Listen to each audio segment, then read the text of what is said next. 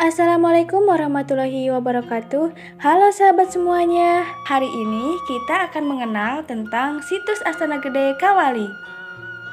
Situs Astana Gede Kawali merupakan situs peninggalan arkeologi Kerajaan Sunda Galuh yang terletak di Dusun Indrayasa, Desa Kawali, Kecamatan Kawali, Kabupaten Ciamis, Provinsi Jawa Barat. Dan terletak di dalam kawasan hutan lindung seluas lebih dari 5 hektar di sebelah timur kaki Gunung Sawah. Situs Astana Gede Kawali merupakan peninggalan sejarah yang berasal dari zaman Kerajaan Sunda yang berpusat di Galuh pada abad ke-14 Masehi yang berupa komplek dan budaya pada masa lampau. Konon, di area situs ini banyak sekali prasasti-prasasti peninggalan zaman Kerajaan Sunda Galuh, juga makam Raja Sunda Galuh. Nah, raja yang pertama memegang tahta Kerajaan Sunda Galuh di Kawali yaitu Prabu Ajiguna Linggawisesa. Kemudian tahta kekuasaan dilanjutkan oleh putranya yaitu Prabu Ragamulya Luhur Prabawa. Setelah itu dilanjutkan oleh cucunya yaitu Prabu Maharaja Linggabuana. Konon sejarah yang terkenal dari situs Astana Gede Kawali ini yaitu semasa Kerajaan Sunda Galuh di bawah pimpinan Maharaja Linggabuana. Prabu Maharaja atau Linggabuana beserta istrinya Dewi Laralinsing memiliki seorang putri yang bernama Dyah Pitaloka atau Citra Resmi. Tradisi menyebutkan bahwa Putri Citra Resmi merupakan gadis yang sangat cantik. Kabar kecantikan Citra Resmi dari Kerajaan Sunda Galuh sampailah di telinga Hayam Wuruk, Raja Kerajaan Majapahit. Kala itu Hayam Wuruk tengah mencari permaisuri. Maka ia berniat untuk meminang Putri Citra Resmi.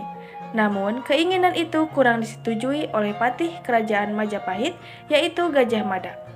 Gajah Mada teringat sumpahnya, bahwasanya Kerajaan Sunda Galuh ini adalah target penaklukannya yang terakhir, karena Kerajaan Sunda Galuh adalah kerajaan terkuat. Sebagaimana ia ingin mempersatukan Nusantara di bawah Panji Majapahit. Dan jika Hayam Wuruk menikahi putri dari Kerajaan Sunda Galuh, maka sumpahnya Gajah Mada itu akan sulit dilaksanakan. Karena Hayam Wuruk berhasrat ingin meminang Putri Citra Resmi, maka ia mengabaikan patihnya. Gajah Mada akhirnya mengalah dengan setengah hati. Di Kerajaan Sunda Galuh pun terjadi diskusi yang sangat hebat. Prabu Maharaja Linggabuana berdebat dengan adik kandungnya yaitu Buni Sora Suradipati yang menjabat sebagai Mangkubumi atau penasehat negara. Buni Sora Suradipati atau paman dari Putri Citra Resmi ini merasa ada sesuatu yang janggal karena tanggal pernikahan diputuskan sepihak oleh Majapahit dan juga pernikahan dilaksanakan di mempelai pria. Tapi karena Majapahit sedang berada pada masa keemasannya, Prabu Linggabuana tidak berpikir panjang. Ia menerima keputusan dari Majapahit.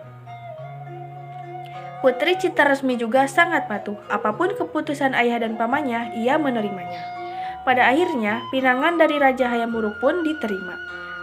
Dengan berat hati, Mangkubumi Buni Sora pun menyetujui, meskipun ada sesuatu yang janggal bersarang di benaknya. Singkat cerita, hari yang dinantikan pun tiba. Setelah menempuh perjalanan yang amat sangat jauh melintasi darat dan lautan, akhirnya rombongan dari Kerajaan Sunda Galuh pun tiba di alun-alun Bubat seperti yang telah direncanakan sebelumnya. Menurut perjanjian, pihak Kerajaan Majapahit akan menjemput rombongan dari Kerajaan Sunda Galuh di alun-alun ini. Namun, sampai lewat dari batas waktu yang telah ditentukan, jemputan itu tak kunjung tiba. Maka, Prabu Maharaja Linggabuana mengutus 2 orang kepercayaannya untuk pergi ke Keraton Majapahit dan meminta kepastian. Di Keraton Majapahit tampak telah banyak orang yang hadir. Namun, kedua utusan dari Kerajaan Sunda Galuh merasakan sesuatu yang aneh. Di sana, kedua utusan itu diterima oleh Patih Gajah Mada. Kedua utusan itu pun lantas bertanya terkait kapan pernikahan akan dilaksanakan.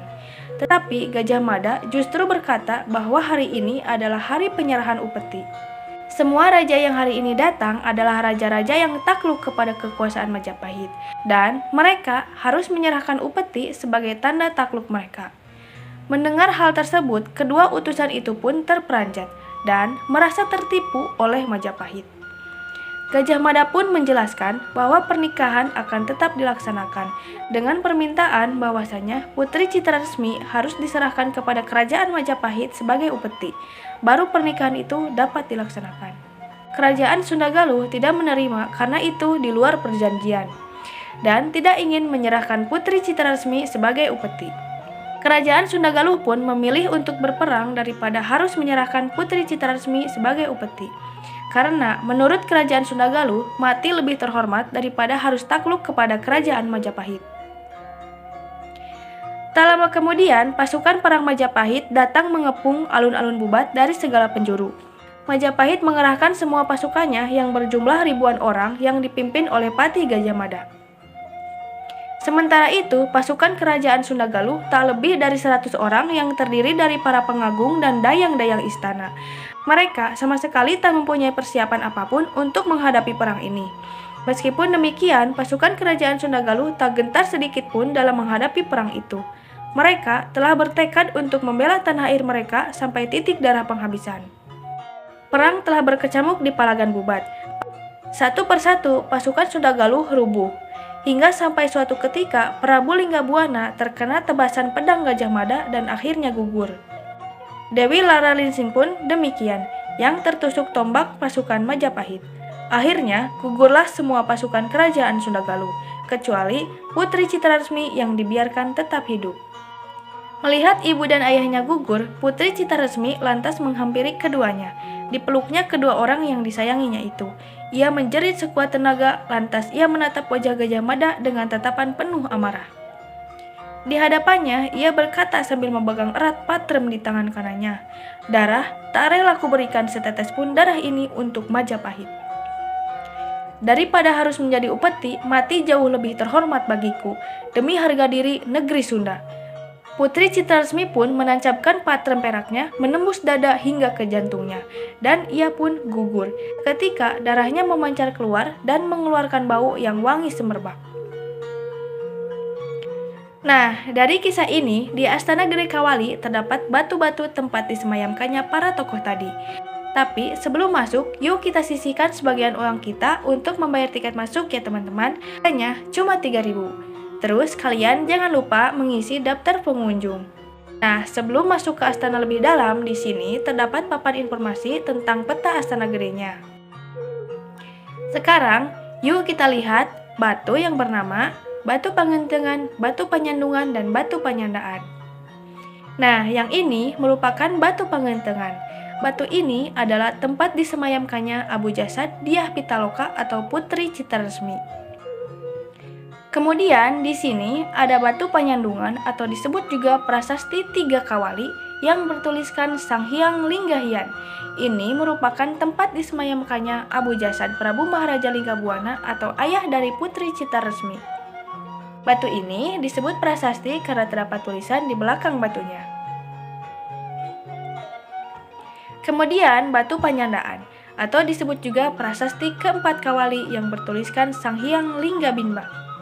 Ini merupakan tempat disemayamkannya Abu Jasad Ratu Dewi Laralinsing atau ibu dari Putri Citaresmi. Nah, kelanjutan dari cerita tadi bahwasanya Kerajaan Sunda Galuh diteruskan ke putranya Prabu Linggabuana atau adik dari Putri Citaresmi, yaitu Prabu Niskala Wastukancana. Kala itu, Prabu Niskala Wastukancana beserta pamannya, yaitu Buniswara Suradipati, tidak ikut mengantarkan Putri Citaresmi ke Majapahit, sehingga mereka tidak ikut gugur. Karena saat itu Prabu Niskala Wastukancana masih sangat kecil, akhirnya kerajaan dipegang sementara oleh pamannya. Setelah ia besar, kerajaan pun baru diserahkan ke Prabu Niskala Wastukancana. Ketika tahta kerajaan Sunda Galuh di bawah kekuasaan Prabu Niskala Wastukancana, Sunda Galuh berada pada masa keemasannya. Prabu Niskala Wastukancana selalu memberikan amanat-amanat dan naskah yang ditulis di sebuah batu. Amanat-amanat Niskala Wastukancana yaitu tentang kehidupan dan kebijakan. Sampai saat ini, batu tulis yang disebut prasasti tersebut masih ada di dalam situs Astana Gede Kawali. Nah, ini merupakan Prasasti Kawali 1. Prasasti ini bertuliskan bahwa yang bertapa di Kawali ini adalah yang berbahagia Prabu Raja Niskala Wastukancana yang bertahta di kota Kawali yang memperindah keraton Surawisesa yang membuat parit sekeliling ibu kota yang mensejahterakan seluruh negeri. Semoga ada yang kemudian membiasakan berbuat kebajikan agar lama berjaya di dunia. Janganlah dirintangi, janganlah diganggu, yang memotong akan hancur, yang menginjak akan roboh. Salah satu kutipan tersebut ada yang terjemahannya dari Pakena Gawe Rahayu Pakeun Heubeul Jaya di Buana yang menjadi moto Kabupaten Ciamis saat ini. Parit-parit peninggalan Prabu Niskalawastu Kancana sekarang menjadi Sungai Cibulan dan Sungai Cikadongdong yang mengalir di samping Astana Gede Kawali. Nah, selanjutnya di sini ada Prasasti Kawali II. Prasasti ini bertuliskan bahwa semoga ada yang kemudian mengisi negeri Kawali dengan kebahagiaan sambil membiasakan diri berbuat kesejahteraan sejati agar tetap unggul dalam perang. Kemudian prasasti ketiga Kawalinya yaitu Batu Panyandungan tadi, dan prasasti keempat Kawalinya yaitu Batu Panyandaan.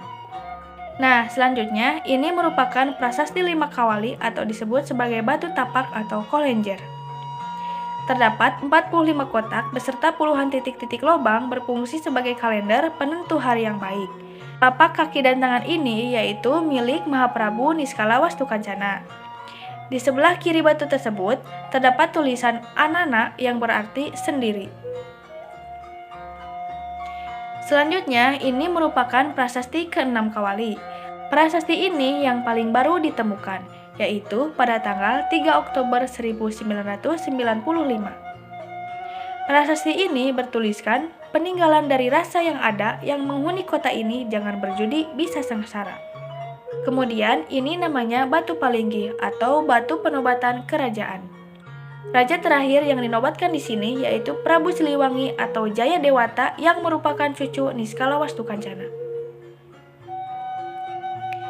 Nah, sekarang kita menuju ke alun-alun Surawisesa. Alun-alun Surawisesa ini yaitu tempat transaksi perdagangan kerajaan.